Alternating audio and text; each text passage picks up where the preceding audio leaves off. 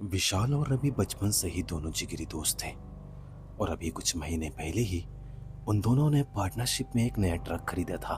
उन दोनों को उनके शहर या उनके शहर से थोड़ा दूर तक का ही ट्रक का भाड़ा मिलता था।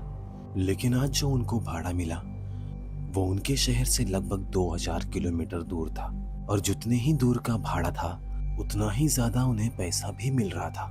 विशाल और हरी इस भाड़े के लिए बहुत खुश थे क्योंकि उन्हें पहली बार इतना दूर का भाड़ा और इतना ज्यादा पैसा मिल रहा था।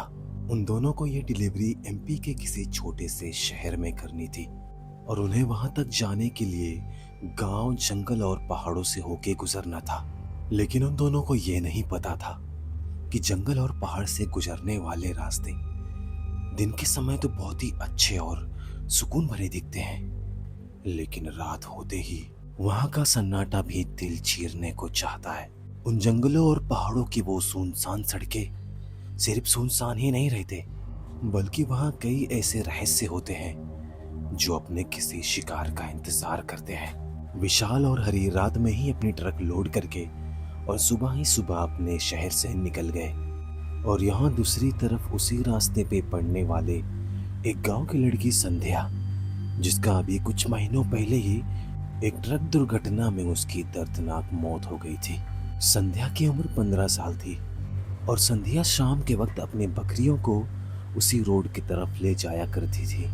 लेकिन एक शाम जब वो अपनी बकरियों को अपने गांव की तरफ लेके आ रही थी तो एक बकरी को बचाने के चक्कर में संध्या के ऊपर ही ट्रक चढ़ गया। और सबसे बुरी बात तो ये थी कि संध्या वहां रोड पे छटपटा रही थी, लेकिन वो ट्रक वाला वहां रुका नहीं, बल्कि अपना ट्रक लेके वो वहां से जल्दी जल्दी भाग गया। फिर उसके ठीक 2 महीने बाद जहां संध्या का एक्सीडेंट हुआ था, शाम के 8 बजे के बाद वहां से एक भी ट्रक सही सलामत नहीं जाती थी। या तो उस जगह पे ट्रक बंद पड़ जाती, या ट्रक खराब हो जाता, या फिर उसका एक्सीडेंट हो जाता। और अब उसी रास्ते से विशाल और हरी अपने ट्रक लेके आ रहे थे। वो दोनों लगभग उसी गांव के आसपास ही थे और घड़ी में रात के 8:30 बज चुके थे। और जब विशाल और हरी उस जगह पहुंचे जहां संध्या का एक्सीडेंट हुआ था, तो उन दोनों ने देखा कि कुछ बकरियां सड़क के इस पार से उस पार जा रही हैं और उनके पीछे एक लड़की भी थी जो डंडों से हाँकते हुए उन्हें सड़क के उस पार से इस पार लेके आ रही थी। फिर तभी अचानक वो लड़की बीच रोड पे ही रुक गई। बकरियां तो सब उस पार चली गई, लेकिन वो लड़की बीच रोड पे ही रुक गई। फिर विशाल और हरी ने उस लड़की को बीच रोड में खड़ा देखकर ट्रक रोक दिया। सबसे पहले तो वो दोनों इस बात से ज्यादा परेशान थे कि इस सुनसान जगह पे एक लड़की बकरियां लेके यहाँ क्या कर रही है, लेकिन उन्होंने इस बात को ज्यादा सीरियस नहीं लिया। और रवि बार बार ट्रक का हॉर्न दबा रहा था, लेकिन सड़क के बीचों बीच खड़ी वो लड़की एकदम पत्थर की तरह उसी जगह खड़ी थी, ना आगे जा रही है ना ही पीछे, और ना ही थोड़ा सा भी हिल रही थी। फिर तभी विशाल ने ट्रक की खिड़की से अपना सर निकाल के उस लड़की को चिल्ला के बोला, ए लड़की हट जा, क्या सड़क के बीचों बीच खड़ी है। लेकिन वो लड़की अभी भी चुपचाप पत्थर बनी वहीं अपनी जगह पे खड़ी थी। तब विशाल से रहा नहीं गया और वो गुस्से में बोला, ए लड़की हट जा वरना तेरे ऊपर ट्रक चढ़ा देंगे।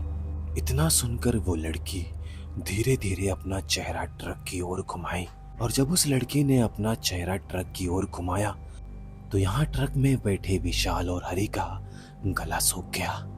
विशाल का पूरा शरीर थर-थर कांप रहा था क्योंकि उस लड़की का चेहरा बुरी तरह कुचला हुआ और खून से लाल था। फिर वो लड़की अपने कुचले हुए मुंह और बहुत ही डरावनी आवाज में चिल्ला चिल्ला के बोलने लगी, तू मुझे कुचलेगा, हाँ तू मुझे कुचलेगा, रुक तुझे बताती हूँ। इतना बोलकर वो लड़की ट्रक की तरफ जाने लगी और उस लड़की को अपनी तरफ आता देख विशाल और हरी पूरी तरह पसीने से भीग गए। तब विशाल ने हरी को बोला, हरी जल्दी गाड़ी पीछे ले जल्दी। तब हरी गाड़ी का रिवर्स गियर लगा के गाड़ी पीछे ले रहा था। गाड़ी के दोनों टायर तो घूम रहे थे, लेकिन गाड़ी अपनी जगह पे ही खड़ी थी। हरी बार बार कोशिश कर रहा था, लेकिन गाड़ी 1 इंच भी पीछे नहीं गई। इतने में वो लड़की ट्रक के एक किनारे आके खड़ी हो गई।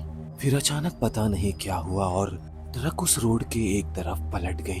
ट्रक 2 बार पलटी खा के सीधा खेत में जा गिरी विशाल और हरी पहले से ही काफी ज्यादा डरे हुए थे और जब ट्रक पलटी खा के नीचे जा रही थी तो वो दोनों बेहोश हो गए। फिर सुबह जब उन दोनों को होश आया तो उन्होंने देखा कि वो किसी घर के अंदर है। फिर जब उन्होंने अपने चारों तरफ देखा तब उनको समझ में आया कि वो दोनों अस्पताल में हैं। उन दोनों के होश आते ही गांव का मुखिया उनके पास आया और उन दोनों को कैसे यहाँ लेके आया उसने उन दोनों को सब बताया। फिर उस मुखिया ने उन दोनों को उस रोड और उस लड़की के बारे में भी बताया। विशाल और हरी मुखिया की एक एक बात सुनकर एकदम हक्के बक्के रह गए। उसके बाद वो दोनों अपने शहर आ गए और ट्रक का इंश्योरेंस होने की वजह से उन्हें अपनी ट्रक से सलामत वापस मिल गई। और उस हादसे के बाद से विशाल और हरी शहर के बाहर कभी कोई डिलीवरी लेके नहीं गए और यहाँ तक कि उन्होंने रात के समय गाड़ी तक चलाना छोड़ दिया था। तो दोस्तों, आपको ये कहानी कैसी लगी? अगर आपको ये कहानी अच्छी लगी हो तो हमारे चैनल डराती कहानियाँ को सब्सक्राइब जरूर करें ताकि आपको डरावनी, सस्पेंस से भरी और रहस्यमय कहानियाँ सुनने को मिले।